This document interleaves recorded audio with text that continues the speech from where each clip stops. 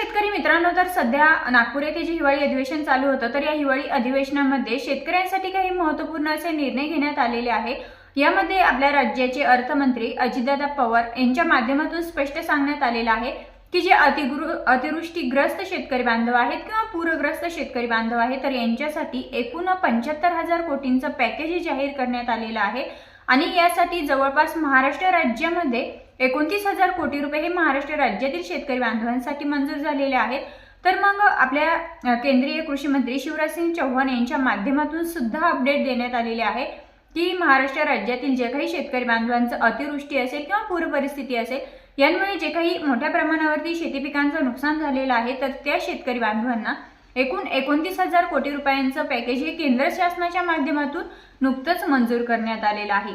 आता हे जे पॅकेज मंजूर करण्यात आलेलं आहे, तर हे पैसे शेतकऱ्यांच्या खात्यामध्ये कसे जमा होणार, कोणकोणत्या जिल्ह्यांमध्ये जमा होणार आणि महत्त्वाचं म्हणजे कोणत्या जिल्ह्यातील किती शेतकरी बांधव यासाठी पात्र आहेत आणि हे पैसे तुमच्या बँक खात्यामध्ये येण्यासाठी तुम्हाला कोणकोणती महत्त्वपूर्ण अशी कामे करायची आहेत, ही संपूर्ण अपडेट आपण या व्हिडिओच्या माध्यमातून जाणून घेणार आहोत। तर शेतकरी मित्रांनो, व्हिडिओ कुठेही स्किप करू नका, कारण व्हिडिओ जर स्किप केला तर तुम्हाला तुमच्या जिल्ह्यातील किती शेतकरी बांधव हे या 29,000 कोटी रुपयांमध्ये बसणार आहेत किंवा मंजूर झालेले आहेत याबद्दलची अपडेट। शेतकरी मित्रांनो, आता जवळपास राज्यातील 29,000 कोटी रुपये जे राज्यातील शेतकरी बांधवांना 29,000 कोटी रुपये जे मंजूर झालेले आहे, तर सर्वात अगोदर हे पैसे कोणत्या शेतकरी बांधवांना मिळणार हे जाणून घ्या। तर शेतकरी मित्रांनो, नुकतंच म्हणजे दिवाळीपूर्वीच 31,628 कोटींचं जे पॅकेज जाहीर करण्यात आलं, त्याचं वाटप दिवाळीपूर्वीही झालं, दिवाळीनंतरही करण्यात आलं।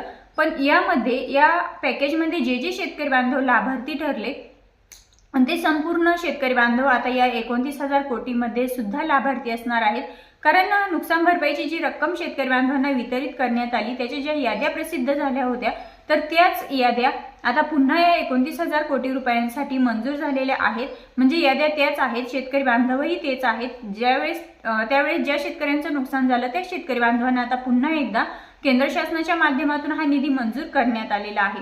आणि त्यासाठी आता तुम्हाला तर माहितीच आहे की तुम्हाला अतिवृष्टी जी काही नुकसान भरपाई मंजूर झाली त्याचा लाभ जर तुम्हाला भेटलेला असेल, तर तुम्हाला 100% आता पुन्हा एकदा 29,000 कोटी रुपयांमधून लाभ भेटणार आहे। आणि मित्रांनो, यासाठी तुम्हाला काही महत्त्वाची कामे करायची आहेत का, तर अजिबात नाही। म्हणजे यासाठी तुम्हाला नवीन काही कामे करायची गरज नाहीये। जर तुम्हाला नुकसान भरपाई असेल किंवा रब्बीचं अनुदान असेल, हे जर तुमच्या बँक खात्यामध्ये जमा झालेलं असेल, तर नक्की तुम्हाला काहीही न करता आता पुन्हा एकदा शासनाच्या माध्यमातून जे काही 29,000 कोटी रुपये मंजूर झालेले आहे, तर त्याचं वितरण हे तुमच्या बँक खात्यामध्ये नक्कीच जमा होणार आहे। आता शेतकरी मित्रांनो, हे तुम्हाला कुठलेही काम तर करायची गरज नाहीये, परंतु कोणत्या जिल्ह्यातील किती शेतकरी बांधव हे या जे काही पॅकेज जाहीर करण्यात आलेलं आहे 29,000 कोटी रुपयांचं त्यामध्ये मंजूर झालेले आहेत, ते आपण सर्वात अगोदर जाणून घेऊया। तर शेतकरी मित्रांनो, आपण जर धाराशिव जिल्ह्याचा विचार केला तर धाराशिव जिल्ह्यामध्ये एकूण 6,40,552 शेतकरी बांधव मंजूर झालेले आहेत किंवा पात्र ठरलेले आहेत।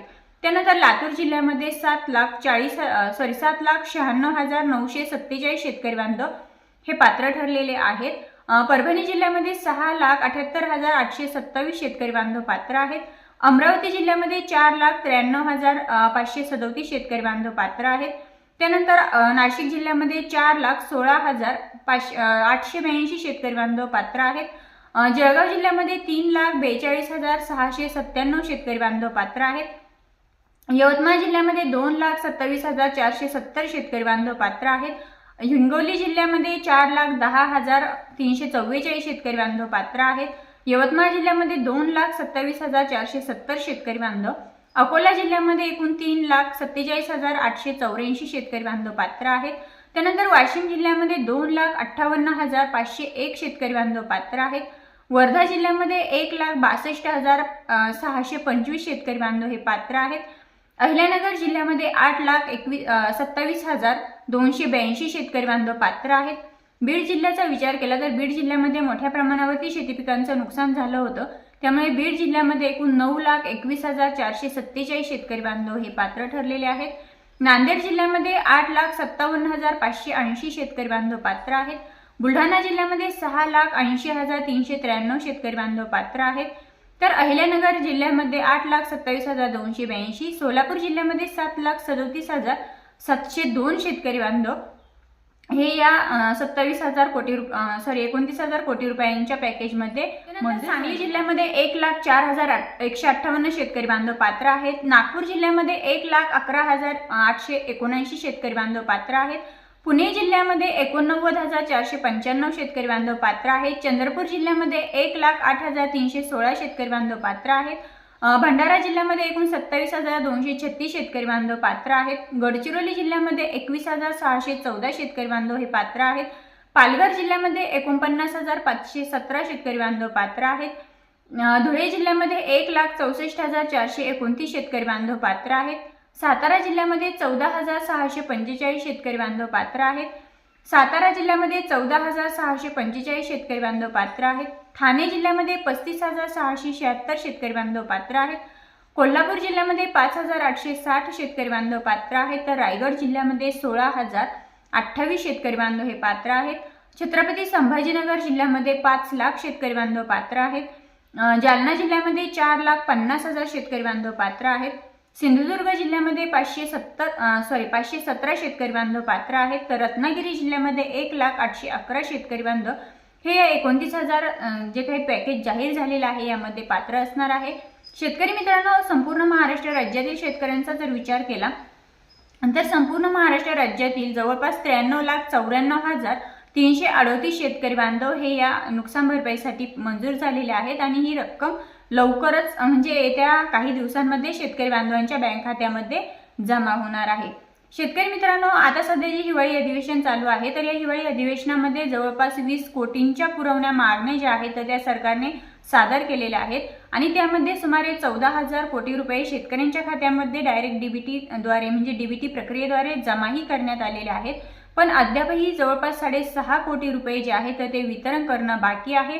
आणि सध्याची जी निवडणुकींचा निकाल आहे किंवा मग आचारसंहिता आहे तर ही निवडणुकींचा निकाल लागल्यानंतर किंवा आचारसंहिता संपल्यानंतर नक्कीच येत्या काळामध्ये शेतकरी बांधवांच्या खात्यामध्ये हा जो निधी मंजूर झालेला आहे जे की उर्वरित 6,500 कोटी रुपये आहे तेही आणि हे 29,000 कोटी रुपयांचं जे नवीन केंद्र शासनाच्या माध्यमातून पॅकेज जाहीर करण्यात आलेलं आहे अतिवृष्टीग्रस्त शेतकऱ्यांना आणि पूरग्रस्त शेतकरी बांधवांना तर त्यांच्या बँक खात्यामध्ये नक्कीच जमा केलं जाईल.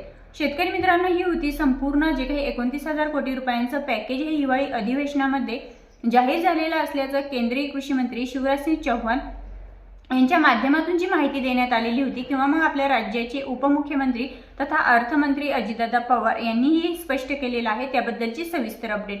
पुन्हा भेटूया अशाच माहितीसोबत. तोपर्यंत जय हिंद, जय महाराष्ट्र.